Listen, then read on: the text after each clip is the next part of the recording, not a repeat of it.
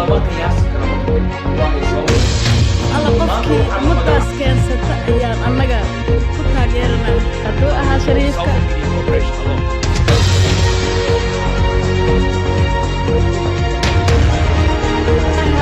ummaddaas way dhibaataysan yihiin alla ka dulqaadan waxaan ka codsanaynaa dowladda Soomaaliya waxaan doonayaa inaan ma arkayse walaalayaal aan isu sheegno wada taageersantiin magaca ilaahay waxaanu leenahay bismillaahi wa kafaa salaamullaahi calaykum saxaafadda Southern Media Cooperation oo ma arkayse qalabkeeda iyo udbaheeda inoo soo qaadatay sidoo kalena ma arkayse bahda Facebooka iyaguna waanu salaamaynaa oo sida tooska qadka ugu jira waxaanu qaadan doonaa dood aad u culus ayaanu qaadan doonaa update ayaa jira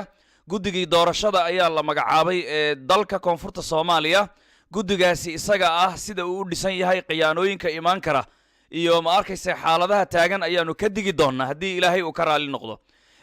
barnaamijkan ma arkayse dhammaantiinii marti ayaad ku tihiin daawadayaal laakiin hoyga aan fadhinaa haatan waxaa weeye magaalada Den Haag ma arkayse dalka Netherland studio labaad halka uu ku yaalo qaasatan hoyga martida ee ma arkayse Doctoresa Camilo Cabduqaadir Cadow oo loogu naanayso macni Camilo Kulmiso sidaasi daraadeed wariye Xasanos ayaad aragtaan oo isaguna dooda qayb ka noqon doona ma arkayse dooda kadibna adinka ayaanu idin soo gudbin doonaa qof walba aaraadiisu ayaanu siin doonaa waxaan jecelahay inaan Camilo aan ku soo dhaweeyo microphone-ka marka ugu horeysa oo ma arkayse martida aan u nahay waa gabadh ma arkayse samafalka macni ka shaqeysa hay'adaha xuquuqul insaanka Soomaaliya qaasatan koonfurta Soomaaliya ma arkayse xuquuqda insaanka ka shaqeysa weeye sidoo kalena ma arkayse waxa ay ku nooshahay dalka ma arkayse Netherland waxaanu ognahay Camilo inay tahay aqoon-yahanadii ma arkayse ka soo shaqeeyay dalka Soomaaliya ururkii ma arkayse koonfurta Soomaaliya u kacay ee loo yaqaano ma arkayse RRA waxaanu garanaynaa Camilo inay ma arkayse kaalin firfircoon ay ka soo ciyaartay iyadoo ma arkayse ay la shaqeysay guddigii ugu sareeyay iyo madaxdii ugu sareysay ee ururkaasi RRA sidaasi daraadeed iyaduna ma arkayse microphone-ka waanu ku soo dhaweyn doonaa kaalinteedana waanu siin doonaa Camilo Kulmiso oo ma arkayse haatan aan hoygeeda martida ku nahay isla markaana galabta u soo qalab qaadatay in ay ummadda soo hor istaagto isla markaasna ay uga waranto wax qabadkeeda iyo ma arkayse sida xaaladu ay yihiin iyadoo ku faraxsan isbeddelka koonfurta Soomaaliya la doonayo in la sameeyo aadna aragtaanna calankii quruxda badnaa ee 6 gobol ee koonfurta Soomaaliya oo darbiga babanaya daawadayaal ma arkayse farsamada waxa inoo haya wariyaasha gaarka ah sida ma arkayse wariye Maxamed Ibrahim oo loo yaqaano wadani ma arkayse waxa jooga sida aad aragteen wariye Xasanos marka ugu horeysa wariye Xasanos inta aadan kugu hormarin waxa weeye ahlu beedkan ku hormaraya waxaan rabaa inaan Camilo ku soo dhaweeyo Camilo ku soo dhawo Southern Media Cooperation السلام عليكم ورحمة الله وبركاته waxaan salaamayaa ummadda Soomaaliya meel kasta ay joogto raas Kambooni raas Caseer salaanta islaamka السلام عليكم ورحمة الله وبركاته salaanta ugu qaalisan islaamka Camilo su'aal haddaan ku weydiino dalkii isbedel ayaa ka jira shucuurta dadka koonfurta Soomaaliyeed dal iyo dibadba lama qiyaasi karo marka kan waa ay soo wada tooseen maanta waxaa la magacaabay guddigii doorashada koonfurta Soomaaliya la magacaabay kaasoo in badan la sugayay guddigaasi isaga ah waanu ka warrami doonaa faaladiisii oo ma arkayse dheer balse laakiin adigu sideed u aragtaa isbedel in lagu sameeyo maamulka koonfurta Soomaaliya oo dhibaato fara badan ay haysato maxaadna ma arkayse ka sheegi kartaa arrinta xuquuqul insaanka ee idinku aad ka wadaan dalka Soomaaliya waa mahadsan tahay wariye annaga wallaahi ka xaquuq shaqadeena aan qabsanayno meeshaas dhibaato badan ayaa ka jirta inkastoo ilaa khayr Allah siiyo shariifkana meesha weel dhibaato badan soo martay waaye hal qof wax ma ka qaban karo wax badan ayaa asagana waa dadaalay intii karaankiisa ah aniga horta dhadhaxaadaan ka ahay arrimahaas qofna taageero uma ihi qof alla qofkii ummadaas keensata ayaan annaga ku taageeranahay hadduu ahaa shariifka hadduu yahay maxaa la dhahayay qof allaala qofkii oo maxaa la dhahayay annaga horta meel diisoor la dhahayaan ka imaanay weligeena calan cad ayaa noo taagnaan jiray ummadda islaamka isku mid ay noo yihiin dadkan aan ku dhalanayna dad oo walaalaheena ah qof allaala qofkii la keensada ayaa annaga haddii shariifka yahay haddii mid kale u yahay inta hadda isoo sharaxday iyo haddii sheekha welcome aan leenahay kulligoodaba annaga mid qaas ahaan aan maanta aan dhahayna ma lahan aniga sharci baa i qabanayo maadaama aan ahay xuquuq aadamaha aan u doodayo hal qof keliya intaasoo dad ah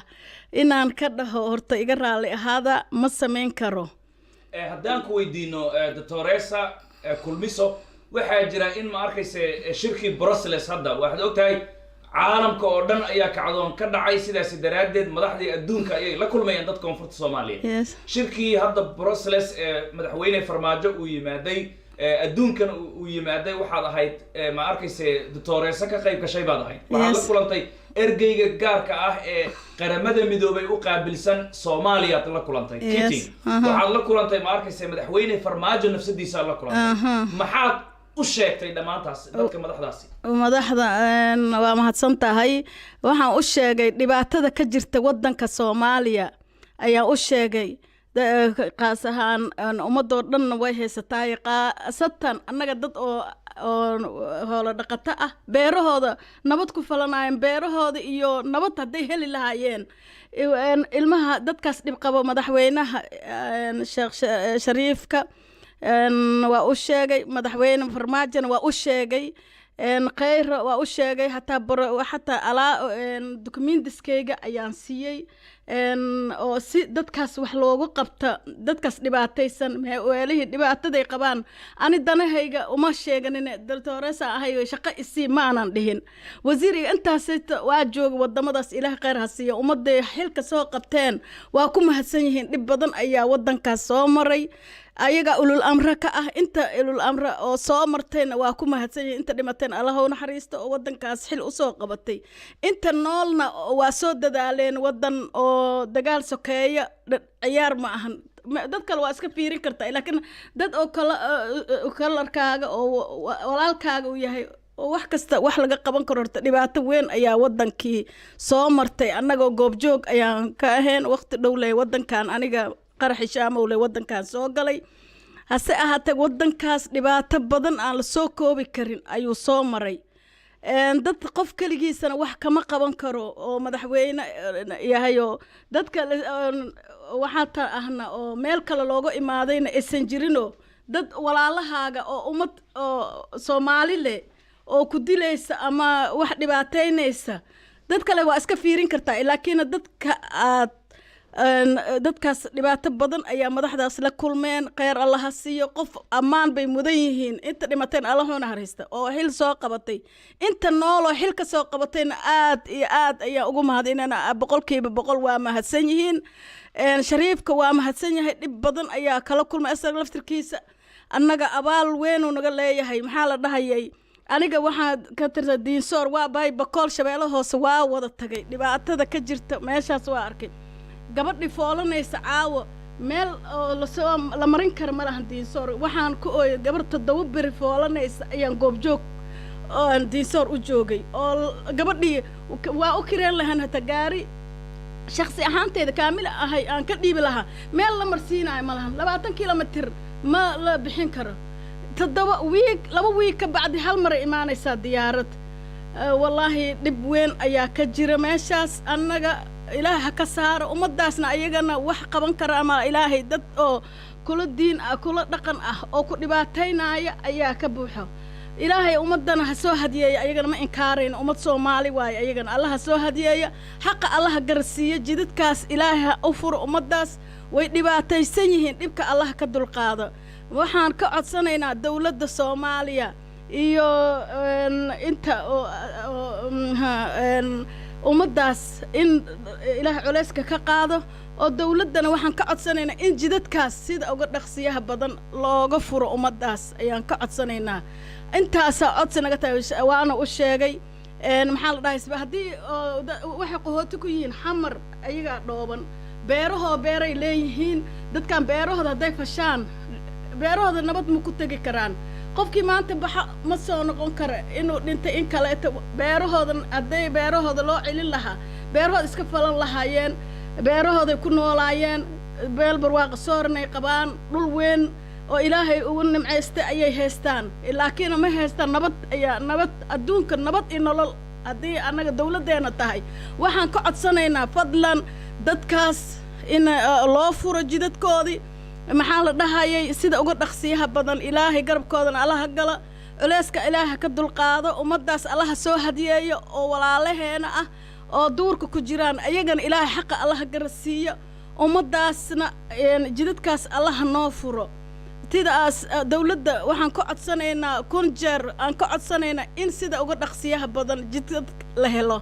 jidadkaasaa ugu muhiimsan nolosha bini'aadamka ah nabad waaye nabad ummadda haddaysan qabin waxaa cuntid ilaahaya nabaddana ilaaha le haya laakiin waxaa importanta ah in helaan meelay adeegoodii noloshoodii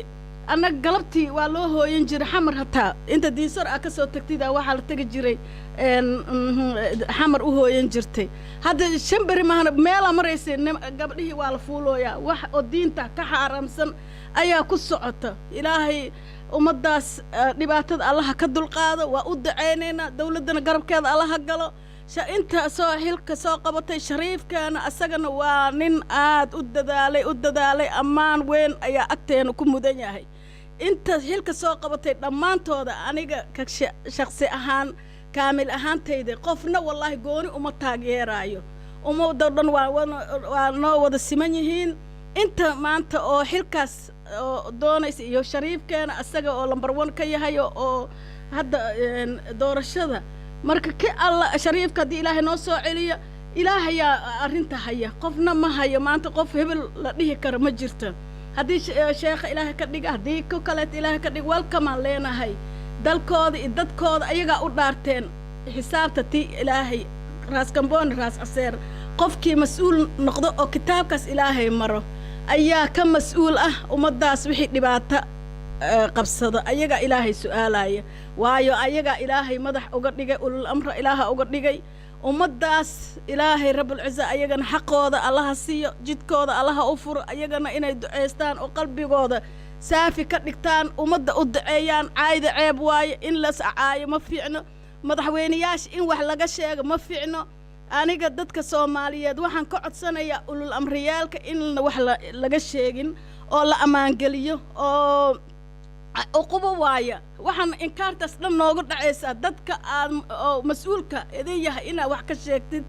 xaraam calayka ma mudno ma idinka mudno amaan bay idinka mudno hadii amaan idinka waayana ayda laga daayo ha amaanin hana aynin يا قف وحي يهي إلها لا حساب تماي هدي الدم بإيدينك قال إلها لا حساب تماي إذا كحسابتينا وحبة ما أهان تي إلهي أيا كوين قفكي ما أنت أمد الصوماليات ودارتي أو كحد قدبة أسا إلهي لا حساب تماي أديك حقا واجبك إلهي كساري أدنى قدو حلوانا ذا كافور قلبيت وحان إذا كعصنينا إن ودن كاس العرقبدينين أو لباتينين أمداس ديب كفلان أيا بهيستا dhibaato kaleeta in lagu loo keenin oo nabad loo doorto sidii dad loo dooran lahaa loo ummadaas doorasho meel kasta ka dhacayso annaga hadda 23 Allah u naxariistay intii ka dhimatay Allah u naxariistay 13 October intaas dad ah ayaa naga dhimatay Allah u naxariistay inta dhimatay inta dhaawacantayna caafimaad degdeg ah ayaa Ilaah uga baryeynaa waxaan idin ka codsanaynaa digal imaro flow ummaddiina u tura ilaahay ka cabsada wixii dhib amaanka hala adkeeyo jidadka hala adkeeyo ummadaas la doorashadaas si xaq ah qofka ayaga oo ummadaas doorashada sidii dadka ummadda islaamka u dhacaysay u dhacdo dhig baa ladin hayaa isdhibaateynina madaxnimo wax ma taraysa ina calfanaysa in kale ilaah baa og waxa ka horeysa ilaahay ka cabsada xaqa iyo ummadaas nabadgelyadooda dhiigooda hala badbaadiyo ummadaas amaankooda ilaaha haya amaankooda horta qofka oo ilaaha dilay ayaa dhimanaa annaga waa iska leena sabab leh waa inta kaleetana laakiin inta karaankiina ah idinkana dadaala qofkii saacadiisa gashay cid cilin karta ma jirto laakiin waxa idinka codsanaynaa ammaanka ilaaliya wassalaamu calaykum waraxmatullaahi wabarakaatu hadalkaygana waa batay waa idin salaamay madaxweynaha maxamed cabdulaahi farmaajo madaxweynaha ummadda soomaaliyeed waa salaamaya ra'iisul wasaare khayre waa salaamaya 114 quraanka cadadiisa ayaan ku salaamay inta oo ifiirsanayso waa salaamay wixii kaleetan waa isku soo noqon doonaa insha Allah hadda warkayga waa batay wassalaamu calaykum waraxmatullaahi wabarakaatuhu wabilaahi tawfiiq aad ayay u mahadsan tahay taasi waa doctoresa kaamila cabdiqaadir cadow oo ma arkaysa loogu naanayso kaamilo kulmiso sidaa daraaddeed walaalayaal waxaanu doonaynaa inaanu xasan hoos aan ku soo dhaweeyo kadib aan qalno doodeenna ciwaankeeda wixii jira wixii dhacay iyo waxaan ka digayno inaan wada qaadano ayaanu doonaynaa wariye xasan hoos waxaa tahay wariye rugcaddaa ayaa tahay in badanna ma arkaysa Southern Media Corporation waa la shaqaysay waxaanu rabnaa marka ugu horreysa in aan kugu soo dhaweeyo microfonka iyadoo dadweynaha koonfurta Soomaaliyeed ama Soomaaliyeedna ay hawada si toos ah nooga daawanayaan waqtiga kan safarka dheer ee shaqo aad soo gasheen adiga iyo wariyaasha kale oo maxamed ibraahim wadani ugu horeeyo ku soo dhawow Southern Media Corporation adoo nafsadaada ka tirsan ku dhawaad ustaadii Southern Media Corporation sida u jeedin maanta waxaan ku sugannahay hooyga Holland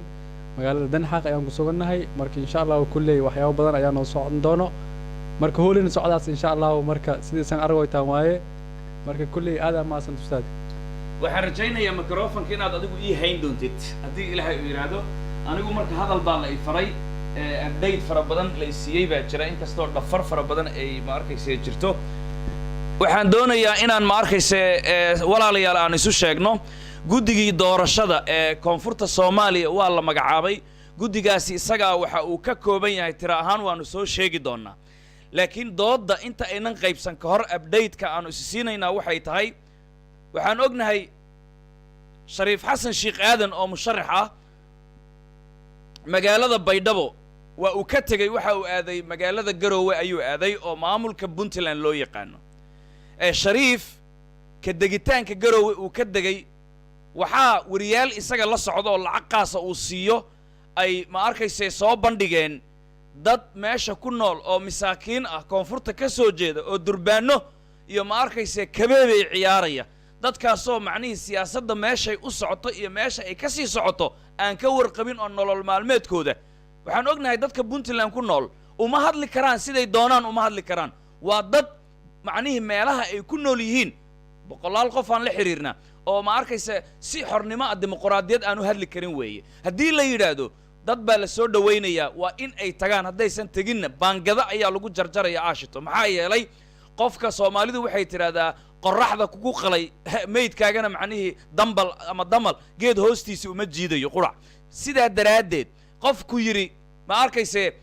wiilka diinsoor ka yimaaday ama xudur ama bakool ka yimaaday ama buurhakaba oo dacas dhamaada wata miyaa dalkeena nagu xukumaya waxaan rajaynayaa kaasi inuusan ma arkaysa ku ogolaanahayn inaad sidaa doontid iyo danahaaga ayaga aad ka hadasho Shariif Xasan iyadoo baarlamaankiisu aanu fasixin oo aad ogtiin cibaado oo daraad hadlaysay xafladii Sheekh Mukhtaar Roobo Cali Abu Mansuur oo ay tiri haddii uu Garoowihiina lagu caayay uu iskaga dago waa iskii go'aan uu leeyahay annagu madaxweynena matalanno ma ahan sida aan ka warqabna Shariif Xasan Sheekh Aadan masiirada ama masiirka ummadda koonfurta Soomaaliyeed waa uu ku takrifala awoodaha cid uu la tashta ma jiro waa Kim Jong Un ka cusub ee ma arkaysa geeska Afrika ama ma arkaysa koonfurta Soomaaliya sidaa daraaddeed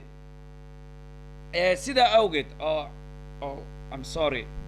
sidaa daraaddeed koola ay soo galay sidaa daraaddeed macnihii go'aanada koonfurta Soomaaliyeed intuu madaxweyne ka 4 sano ee la soo dhaafay qof uu kala tashanayay ilaahay abuuray ma jiro oo la og yahay ilaa hadda sidaas daraaddeed waxaanu dhihi karnaa Shariif Xasan Sheekh Aadan iyadoo dhaawacyadii aysan bogsoonin oo meydkii uu dhooban yahay oo ma arkaysa qaarkood digfeer loo soo qaaday Muqdisho oo ma arkaysa dhiiggii haraadigii aarihii nabarada weli aan la tirtirin raadadkii ay yaalaan qaraxii ayaad garanaysaan eheladii agoontii ay ka tageen isagoonan ma arkaysa uusan halhal ugu tegin oo uusan macsalaamaynin qof uu go'aan ka qaatay uusan jirin inuu ka degay magaalada Garowe maalintuu ka degayeyna isla markii uu soo degayay oo kale uu ka dhigay maxaa yeelay markuu soo degayay qaraxu iska soo hormariyay warkaas isaga waanu sheegnay waxaanu sheegnay wariyaasha qaar sida ma arkaysa kuwa koonfurta aan ahayn macnii war inta aysan sheegin ka hor annagu aanu soo tabinay Cornel Gelle Cornelka ay dhahaan oo ka soo jeeda koonfurta Soomaaliyeed khaasatan gobolka Shabeellaha Hoose live intaan soo galnay in Kenya sirdoonkiisu uu helay cod sheegaya shabaab in uu qarxiyo Shariif Xasan uu ku amrayo Baydhabo inay qarxiyaan baabuurna soo galiyeen baad garanaysaan warkaasi inaan live Facebook aan uga soo daynay responsibility-geedana annagu aanu qaadayno qaraxaasi intuusan dhicin ka horna Shariif uu warwareegtay maalinna uu ka soo degi waayay waxaanu garanaynaa in kaamarad baan soo iibinaya uu isku mashquuliyay isagoo madaxweyne oo dhan ah Liibaan May TV wariyaha loo yaqaano muwaadinka ah laakiin uu duufsaday Shariifku $700 madaxweyne dhan kaamarad Nairobi inuu ugu safray inaysan aqliga ogolayn markii qaraxa uu dhacayna uu ku soo dhuuntay isla markaasna goobtii qaraxa naxariista waxaad garanaysaan Sheekh Muqtaar Roobow Cali Abu Mansuur musharaxa maanta loo ooman yahay la doonayo dalkan inuu badbaadiyo waxaad garanaysaan markii qaraxaasi uu dhacay cisbitaalka booqashadii uu booqday Shariiftiisi istustus bay ahayd sida runta ah dadkuna ay arkayeen waxaad garanaysaan in ma arkaysa naxariistu ay ku kala duwanaayeen carabtu waxay tiraahdaa calaamatul matar fi saxaab macnii dhaan biyo keenaya dhabarkiisa tilmaan ah macnaheedu wuxuu yahay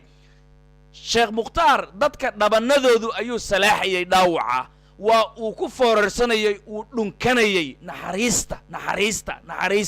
laakiin Shariif Xasan sidii ay oo kale isaga ilaalinayay dadka dhaawaca gacantu kor ugu taagay sidii ma arkaysa military sarkaal militarigiisa salaamaya oo kale taa waad aragteen halka naxariistu ay ka gaarsiisan tahay haddaba Shariif Xasan Garowe wuxuu u dhoofay